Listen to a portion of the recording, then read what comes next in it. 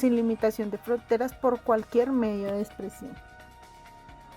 Los derechos políticos constituyen la primera porción de la Declaración Universal de Derechos Humanos de 1948, así como los derechos económicos, sociales y culturales comprenden la segunda parte.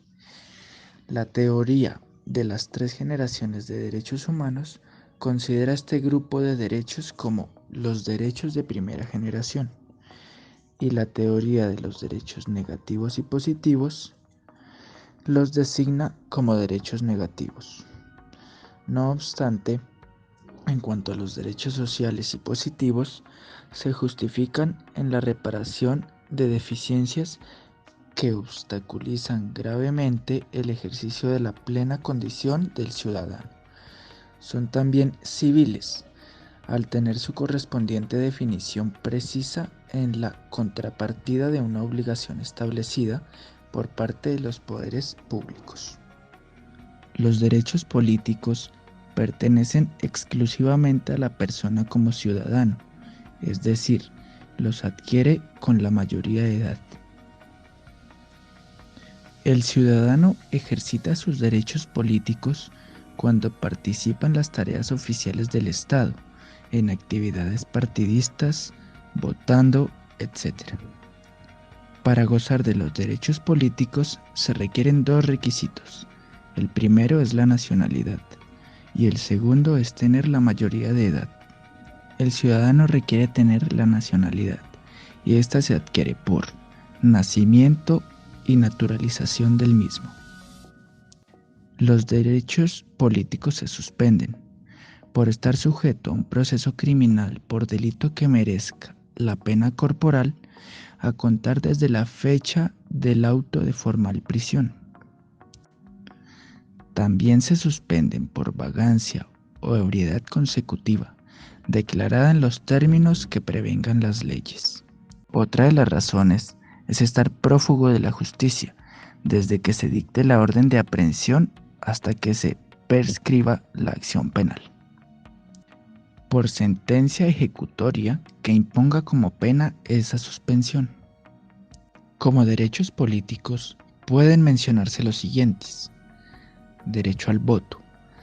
Se refiere al derecho que tienen los ciudadanos de elegir a quienes hayan de ocupar determinados cargos públicos, por medio de elecciones realizadas por sufragio universal e igual y por voto secreto que garantice la libre expresión de la voluntad de los electores.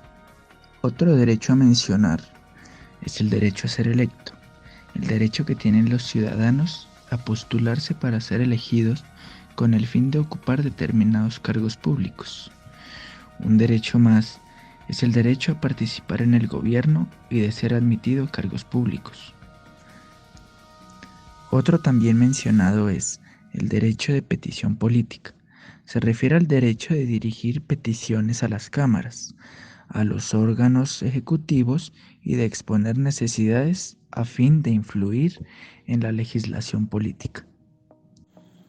Los derechos humanos de la primera generación tratan esencialmente de la libertad y la participación en la vida política. Son fundamentalmente civiles y políticos y sirven para proteger al individuo de los excesos del Estado. Los derechos de primera generación incluyen la libertad de expresión, el derecho al juicio justo, la libertad de circulación, la libertad de religión y el sufragio.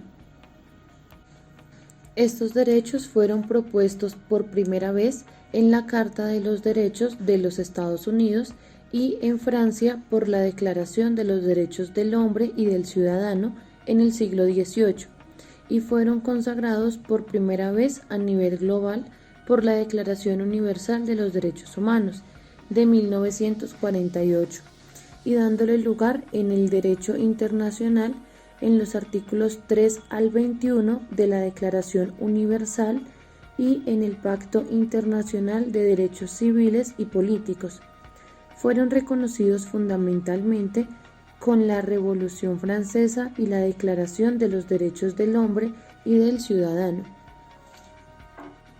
Su función principal consiste en limitar la intervención del poder en la vida privada de las personas, así como de garantizar la participación de todos en los asuntos públicos. En Colombia, la Carta Magna señala los derechos desde el artículo 11 al 42. Carta Magna es el título que se le da al documento que representa todos los derechos y deberes que una sociedad constituida como nación debe gozar y cumplir respectivamente.